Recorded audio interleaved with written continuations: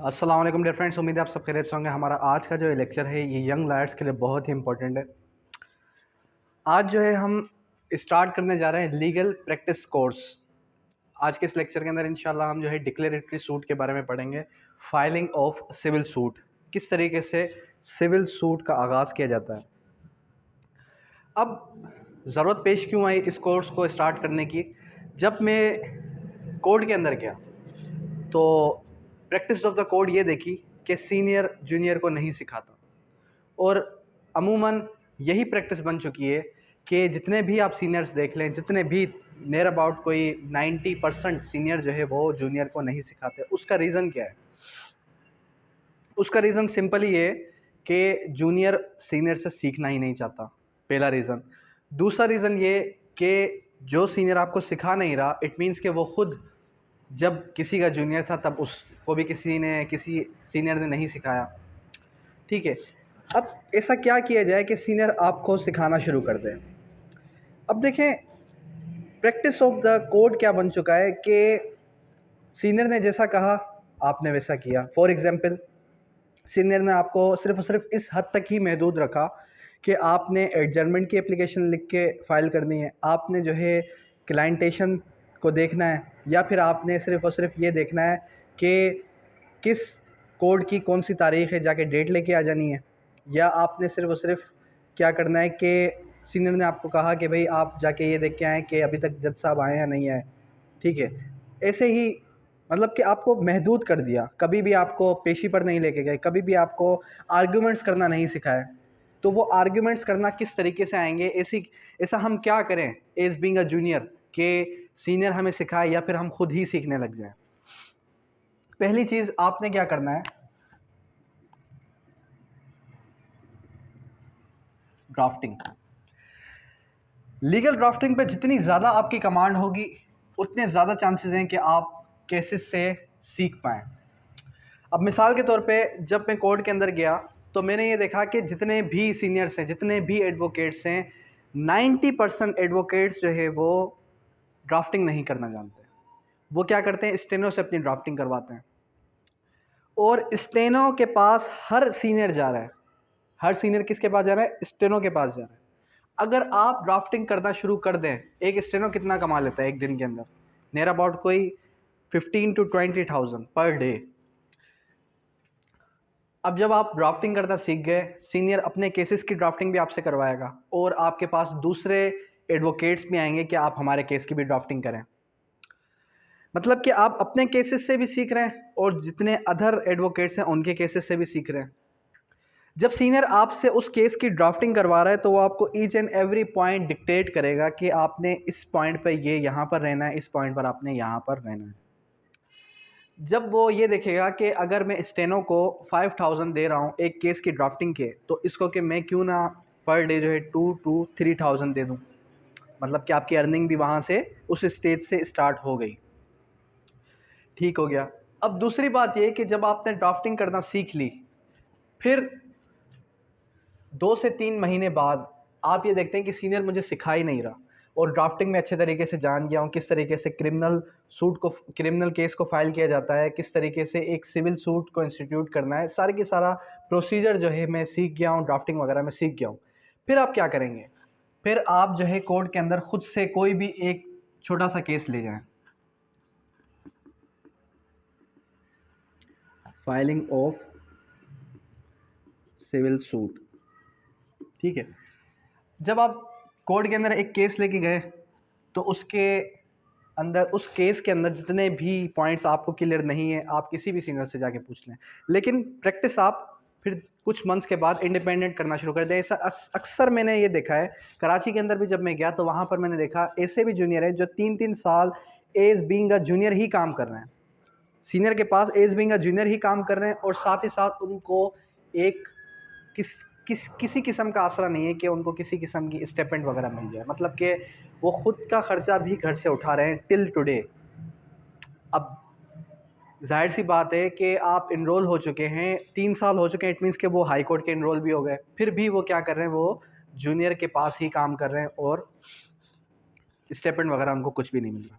तो स्टेपमेंट कैसे मिलेगा? स्टार्टिंग में जब आपको ड्राफ्टिंग आ गई, ड्राफ्टिंग करना आप सीख गए, ड्राफ्टिंग के बाद जब आप कुछ मंथ के बाद आप खुद से कोर्ट के अंदर जाने लग गए, खुद से आप जो है एक केस फाइल करने लग गए, फिर क्या होगा? आप जाहिर से स्टार्टिंग के अंदर कोई आपके पास बड़े बड़े केसेस नहीं आएंगे, आपके पास छोटे ही केसेस आएंगे।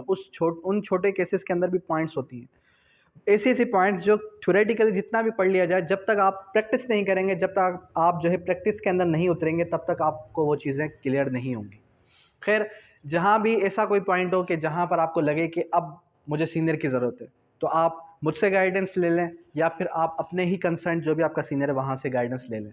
ठीक है, अब करना क्या है, हम डेली बेसिस पे किस तरीके से, किस स्ट्रेटेजी को फॉलो करेंगे इस कोर्स को जो है कंटिन्यू करने के लिए। डेली बेसिस पे हम क्या करेंगे, हम जो है फर्स्ट स्टेप पे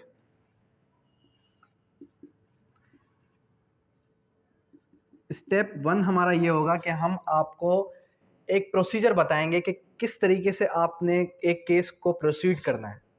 ठीक है, फिर सेकंड स्टेप पे जब हम आएंगे,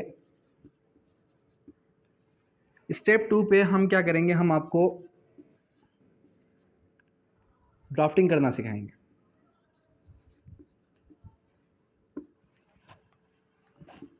और स्टेप 3 पे हम आपको पुश करेंगे कि आपके पास अगर कोई केस है तो आप खुद से चले जाएं कोर्स पर। अब ये जो हमारा कोर्स है ना, लीगल प्रैक्टिस कोर्स, ये 2 मंथ्स कोर्स होगा,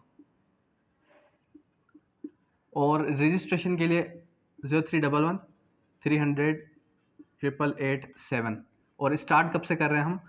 1 अक्टूबर से ये कोर्स स्टार्ट हो जाएगा।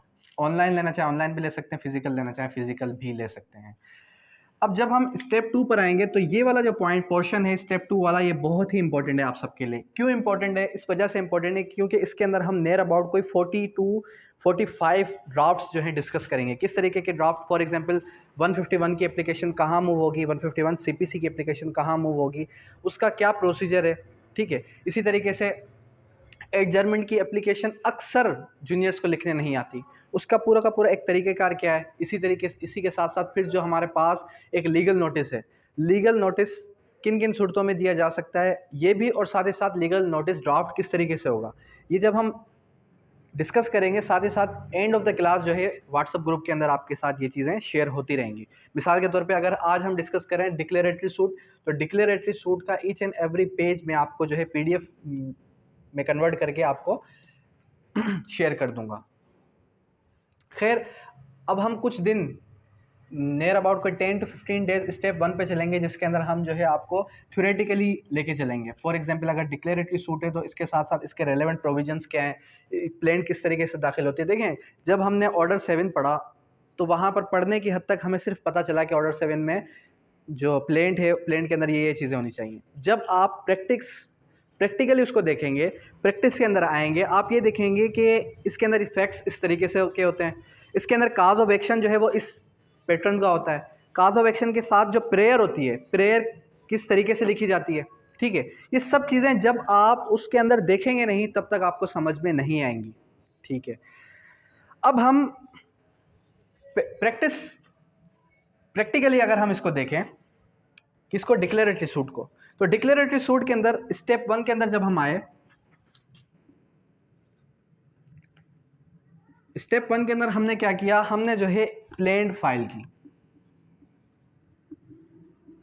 प्लेंट के साथ साथ आपके पास क्या होनी चाहिए? आपके पास आईडी कार्ड होना चाहिए। किसका आईडी कार्ड?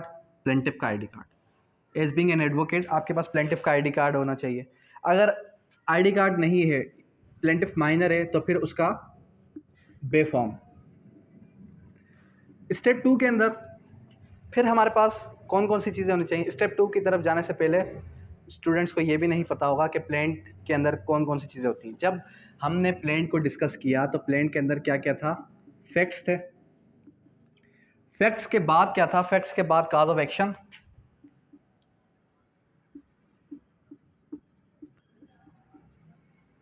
फिर ज्यूरिसडिक्शन, ज्यूरिसडिक्शन के बाद प्रेयर, वेरिफिकेशन, ये वेरिफिकेशन, ठीक है। उसके बाद फिर वकालतनामा, ठीक है। उसके बाद जब हम स्टेप 2 के अंदर आएंगे तो फिर स्टेप 2 के अंदर हमारे पास क्या होना चाहिए, रेलेवेंट डॉक्यूमेंट्स।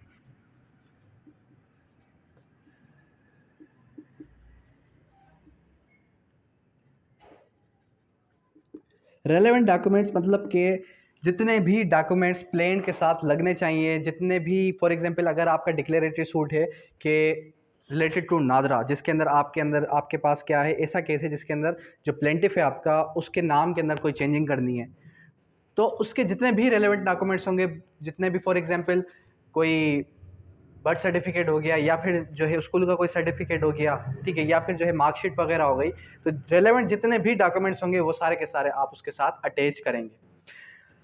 फिर उसके बाद एप्लीकेशन मूव होगी।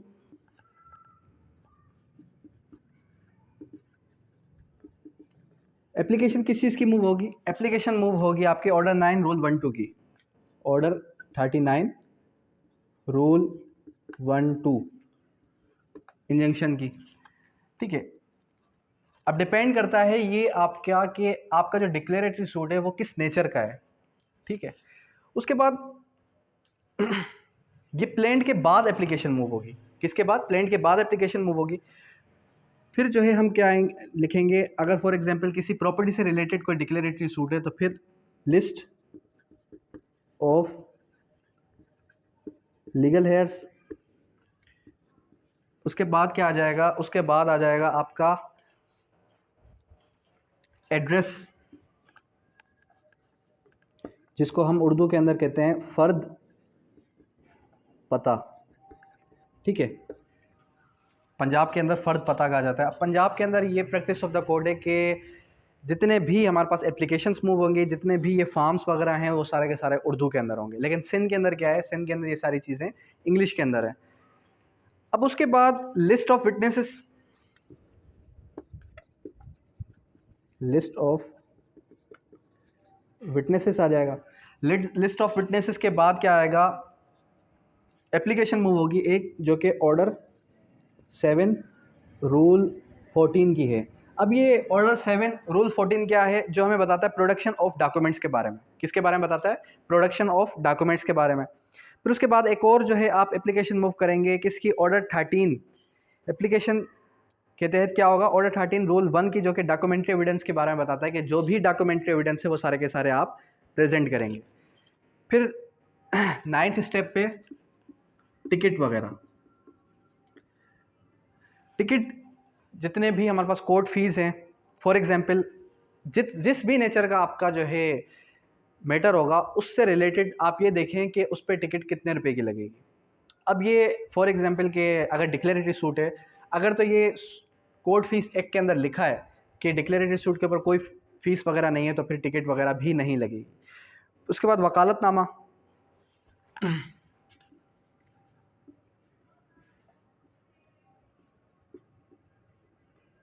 लास्ट में आपका क्या लग जाएगा? वकालतनामा। अब ये जो वकालतनामा और वेरिफिकेशन है, ये वेरिफिकेशन मींस कि आप जो है वेरीफाई कर रहे हैं कि जो आपका प्लेंटिफ है वो 100% सच कह रहा है। इट मीन्स कि कसमनामा आप दे रहे हैं अपने प्लेंटिफ की तरफ से। अगर वो झूठा तो इट मीन्स कि उसके जितने भी मैटर्स हैं, उसके जितना भी झूठ बोला हुआ है, उसके जितने भी ये पूरा का पूरा मैटर है, उसकी सज़ा आखिरत में आपको मिलेगी, उसको मिले या ना मिले, ठीक है। खैर, ये तो प्रैक्टिस ऑफ द कोड भी बन चुका है और जूनियर्स की, सीनियर्स की, सबकी प्रैक्टिस बन चुकी है। अब यहाँ पर कुछ इंपॉर्टेंट पॉइंट्स ये कि आप एक एडवोकेट हैं। क्या है? आप एक एडवोकेट हैं। इंटीरियर के अंदर जब हम गए तो वहाँ पर मैंने एक चीज़ देखी कि एडवोकेट्स ने अपनी वैल्यू को डीवैल्यू कर दिया है। अपनी वैल्यू को डीवैल्यू किस तरीके से किया है कि एक खसीस रीडर के सामने वो बोल नहीं सकते, एक खसीस क्लार्क के सामने वो बोल नहीं सकते। उसका रीज़न कि भाई ये जो है ऑफिसर ऑफ द कोर्ट है। ऑफिसर ऑफ द कोर्ट है तो आप क्या हैं? आप एक एडवोकेट हैं। जाके पंजाब के अंदर जाके देखें, जाके इस्लामाबाद के अंदर, लाहौर के अंदर जाके देखें, किस तरीके से एक एडवोकेट जो है वो अपने काम निकालना जानता है, किस तरीके से एक एडवोकेट जब किसी ऑफिस के अंदर जाता है तो उस ऑफिस के अंदर उसका काम किया जाता है। लेकिन यहाँ पर इंटीरियर के अंदर कोई वैल्यू नहीं है, कोई जो है उसको प्रोसीजर नहीं पता कि मुझे क्या करना चाहिए, मुझे क्या नहीं करना चाहिए, कहाँ बोलना है कहाँ नहीं बोलना। खैर, मैंने एक एडवोकेट से पूछा कि भाई आप ऐसा क्यों नहीं करते। उसने क्या किया, उसने जो है एक एप्लीकेशन, उसने एक जो है सूट इंस्टीट्यूट किया था। तो रीडर ने ये कहा कि आपने जो प्रेयर दी है उस प्रेयर के अंदर जो आपने इराज़ी इस सूट के अंदर लिखी है, प्रेयर के अंदर नहीं लिखी। अब ये कोई पॉइंट नहीं है। अब एज बिंग एडवोकेट उसको क्या करना चाहिए था, उसको ये कहना चाहिए था कि रीडर साहब आप मुझे ये बताएं कि आप मुझे किस कानून के तहत ये कह रहे हैं, पहली बात। दूसरी बात ये कि आपके पास कौन कौन से पावर्स हैं कि जिन पावर्स के तहत आप मुझे ये बात कह रहे हैं। हाँ, करना उसको ये चाहिए था कि वो उसको कहता कि आप मुझे जो है प्रेजेंट करवाएं किसके सामने, जज साहब के सामने। मैं उनसे खुद बात करूंगा और उनसे पूछूंगा, अगर उन्होंने ऑब्जेक्शन रेज किया विथ रीजंस तो वो भी उस पर ऑब्जेक्शन जो है देंगे और वो मुझे लिख कर देंगे रिटर्न में कि आपने ये चीज़ जो है गलत दी है और आप इसको करेक्ट करके आएँ। अगर इसमें कोई एरेनियस मिस्टेक है आप इसको करेक्ट करके आएँ। लेकिन हुआ क्या, रीडर ने दी और उसने चुप करके ले ली और वो वापस आ गया।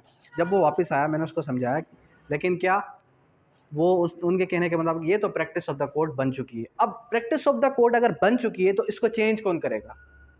अगर फॉर एग्जांपल आप ये देखें कि एक नॉर्मल ड्राफ्ट में जो एक प्रोसीजर चलता हुआ आ रहा है कई सालों से कि प्लेंट जो है इसी शेप में लिखी जाएगी, अगर आप उससे अच्छी ड्राफ्टिंग करना जान गए, ठीक है, अगर आप उससे अच्छी ड्राफ्टिंग करना जान गए, अगर आप उसमें कुछ अच्छे वर्ड्स यूज़ करना जान गए और अगर आप जाके उसको प्रेजेंट करवाते हैं तो ये क्या अच्छी बात नहीं है। मतलब कि आप अपनी वजह से प्रोसीजर को थोड़ा बहुत चेंज करना जान गए।